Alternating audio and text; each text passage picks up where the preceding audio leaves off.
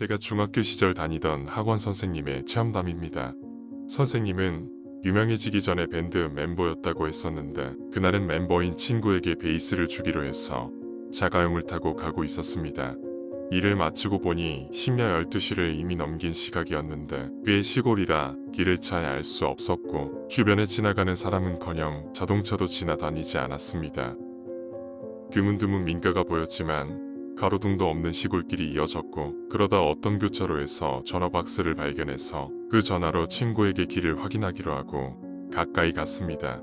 지금까지는 동쪽을 향해 가고 있었는데 전화박스 쪽으로 가면서 교차로에서 왼쪽으로 꺾어서 정차했는데 그렇게 하니 차는 북쪽을 향한 상태가 되었습니다. 공중전화는 사방으로 뻗어 있는 길 중 북쪽 길 방향에 있었는데 그 길은 가파른 오르막길이어서 헤드라이트를 밝힌 곳보다 위에 있는 부분은 아주 깜깜했다고 합니다. 선생님은 전화박스에 들어가자마자 무의식적으로 헤드라이트를 켜둔 길 쪽을 보며 전화를 걸기 시작했고 전화를 받은 친구에게 길을 확인하던 중이었는데 헤드라이트를 켜둔 길 부분과 위쪽 암흑 사이에 뭔가가 있었습니다. 뭐지? 자세히 보니 공사 현장 간판인 것 같았는데 공사 중 폐를 끼쳐 죄송합니다 라는 말과 함께 여자 그림이 그려진 것이라고 생각하던 중에 다시 공사 현장 간판이 눈에 들어와 아까보다 좀 더 앞으로 와 있는 느낌이 들어서 믿을 수 없는 상황에 다시 그것을 집중해서 바라보았는데 그것은 공사 현장 간판이 아니었습니다. 그것은 5에서 6살 정도 되는 여자아이 같았습니다. 야, 왜 그래? 친구가 물었는데 아니, 웬 여자애가 있어서. 이야기를 하는 동안 그것은 이곳을 향해 천천히 다가왔는데 이제 거의 전신이 헤드라이트 불빛으로 빛나고 있었습니다. 붉은 원피스를 입은 단발머리 여자아이는 아래를 내려다보고 있어서 얼굴이 보이지 않았습니다.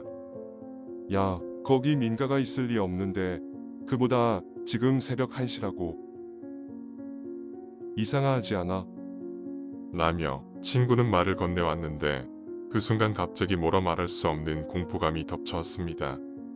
그것은 10m 앞까지 다가온 상태였는데 정확히 전화박스를 향해서 똑바로 다가오고 있었습니다. 전화를 끊고 전화박스에서 튀어나간 그 순간 그것이 웃음소리를 내며 달려오기 시작했는데 심장을 죄는 듯한 공포를 느끼며 바로 차에 뛰어들었습니다. 그와 동시에 라는 이상한 웃음소리와 함께 눈동자가 하얗게 뒤집어지고 입안은 새빨갰으며 이가 보이지 않는 무시무시한 얼굴이었습니다. 기어를 후진으로 넣은 뒤 급발진시켰고 그것을 부리치고 친구 집까지 차를 미친듯이 몰았습니다. 나중에 친구에게 듣기로는 그 길 근처에는 정신병원이 하나 있었는데 그 여자아이는 거기서 빠져나온 환자일지도 모른다는 생각이 들었습니다.